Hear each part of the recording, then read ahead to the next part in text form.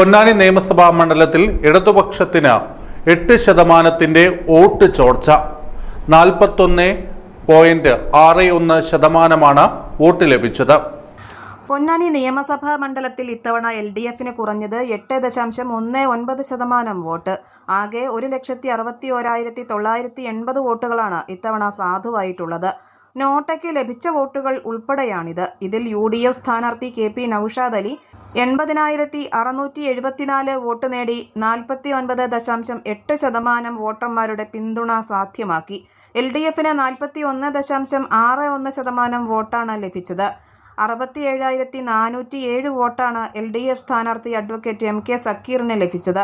2021 തെരഞ്ഞെടുപ്പിൽ 57,625 വോട്ട് ലഭിച്ച ഐക്യ ജനാധിപത്യ മുന്നണിക്ക് ഇത്തവണ 80,674 വോട്ട് നേടാനായി.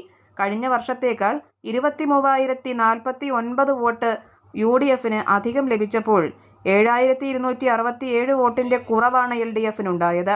പോളിംഗ് ശതമാനം വർദ്ധിച്ചപ്പോൾ LDFന് അടിപതറി എന്ന് വേണം കരുതാൻ.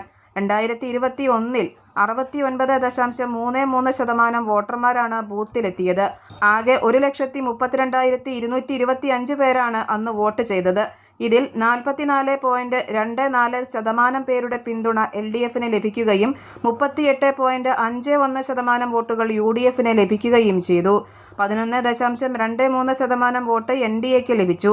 2016 തെരഞ്ഞെടുപ്പിനെ അപേക്ഷിച്ച് 4.73% വോട്ട് 2021 കുറയുകയാണ് ചെയ്തത്.